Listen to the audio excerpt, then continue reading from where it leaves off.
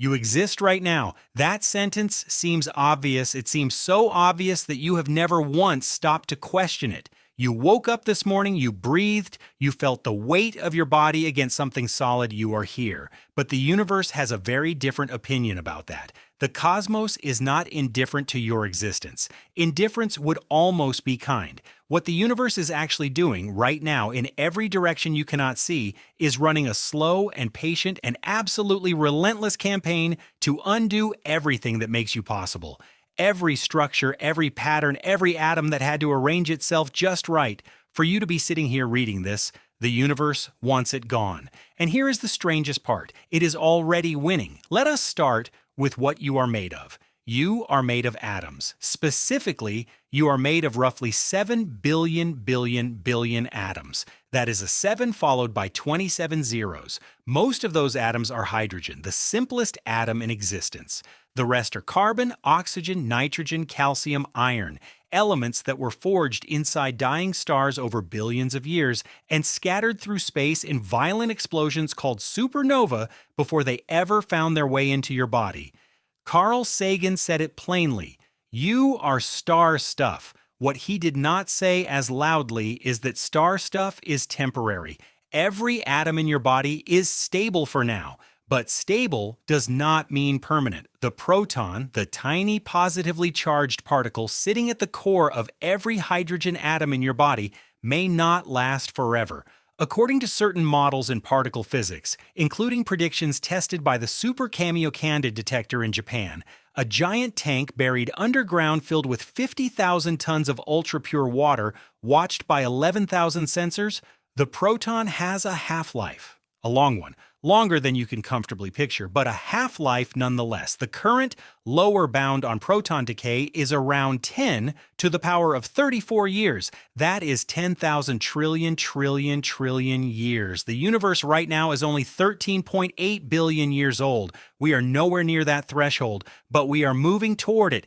Every proton in your body is running a clock you cannot see, and eventually the alarm goes off. But the universe does not need to wait for proton decay to make its point. Look up at the night sky. Pick a star, any star. That light left its source years ago, decades ago, in some cases thousands of years ago. What you are seeing is a message from the past, and in many cases, the sender no longer exists. The star you are looking at burned out before your civilization had cities, before your species had language. Its light is still traveling, but the star itself is already gone. The Hubble Space Telescope gave us images of galaxies over 13 billion light-years away, structures so ancient that the light we are seeing was emitted less than 1 billion years after the Big Bang. Those galaxies have been evolving, dying, merging, and reforming for billions of years since that light left them. The universe is full of ghosts. You have been staring at them your entire life without realizing it. Now here is where it gets personal. Your planet sits in a stable region of a fairly average spiral galaxy called the Milky Way, but average does not mean safe. In approximately 4 to 5 billion years, the Milky Way will collide with the Andromeda galaxy. This collision has already begun. Andromeda is approaching at about 110 kilometers per second.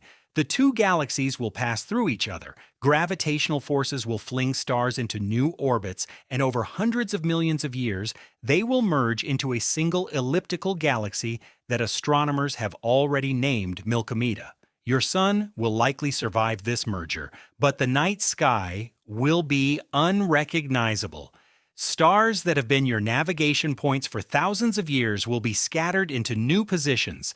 Constellations will dissolve. The familiar patterns that every civilization on Earth ever used to tell stories, mark seasons, and find direction will be gone. Before that happens, however, your sun has its own erasure scheduled. In about 5 billion years, the sun will exhaust its hydrogen fuel. When it does, it will begin fusing helium. Its outer layers will expand, slowly at first, then dramatically. The sun will swell into a red giant growing so large that it may swallow Mercury, Venus, and quite possibly Earth itself. The surface temperature of our planet will rise to several thousand degrees. The oceans will evaporate, the atmosphere will be stripped away. Whatever remains of Earth will either be consumed or turned into a scorched, airless rock orbiting a dying star. If humanity survives that long, and that is an enormous if, we will have had to leave long before then. Mars will be uninhabitable. The outer solar system may offer temporary refuge, but eventually the sun will exhaust all its fuel, shed its outer layers in a glowing cloud called a planetary nebula, and collapse into a dim, cooling ember called a white dwarf. The light that has sustained life on Earth for billions of years will fade to almost nothing. This is not speculation.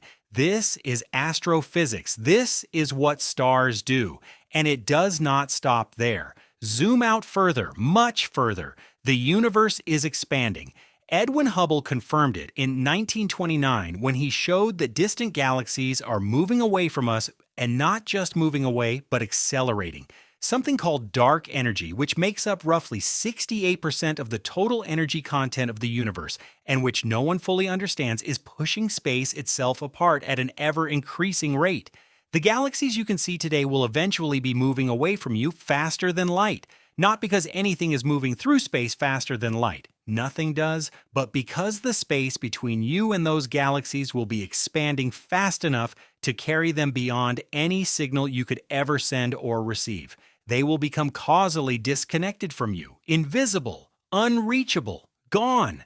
Eventually, the only objects visible in the night sky will be the other members of our local group, a few dozen galaxies gravitationally bound to each other. Everything else will have crossed beyond the cosmological horizon, never to return. And then one by one the stars will die. Stars burn through their fuel and collapse. The massive ones explode as supernovae and leave behind neutron stars or black holes. Smaller stars like our sun become white dwarfs, slowly cooling over trillions of years into black dwarfs, inert, cold objects with no energy left to radiate. The last star in the universe will go out in perhaps 100 trillion years. After that comes the darkness, the era physicists call the degenerate era. The universe will be populated almost entirely by black holes and cooling stellar remnants. There will be no new light, no new heat, just ancient objects drifting farther and farther apart in an expanding black void. And then even the black holes will go. Stephen Hawking showed mathematically that black holes are not truly black. They slowly radiate energy, and what we now call Hawking radiation, due to quantum effects near their event horizons. This radiation is almost impossibly faint. A black hole the mass of the sun would take longer than 10 to the power of 67 years to evaporate. A supermassive black hole, the kind sitting at the center of our galaxy, would take 10 to the power of 100 years or more. But they do evaporate. Every single one eventually will be gone. And after that, nothing, or almost nothing. A cold, dark, empty universe in a state of maximum entropy, a condition physicists call the heat death. Every particle at the same temperature, no gradients, no flows, no information, no structure, silence. This is what the universe is working toward, not maliciously, not personally, but persistently. The question is not whether all of this will happen. The physics is clear. The question is what it means that you are happening right now in this narrow, improbable window where stars still burn, where planets are still warm, where atoms have assembled themselves into something that can look up and understand the story of its own ending.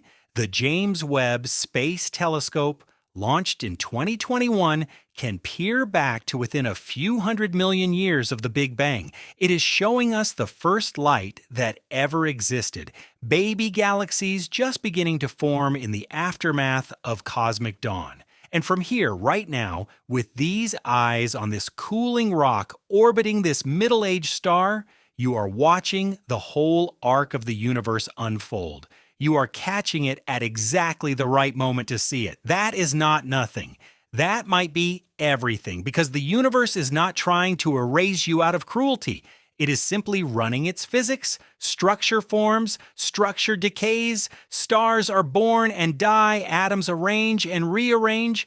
Life appears in the window between that brief, radiant window, and then the long silence resumes. You are in that window right now. You woke up this morning, you breathed, you felt the weight of your body against something solid. And in a universe 13.8 billion years old, in a universe that will run cold and dark for durations that make the present moment look like a single spark in an ocean of ink, you are here. The universe is trying to erase you. It has not managed it yet.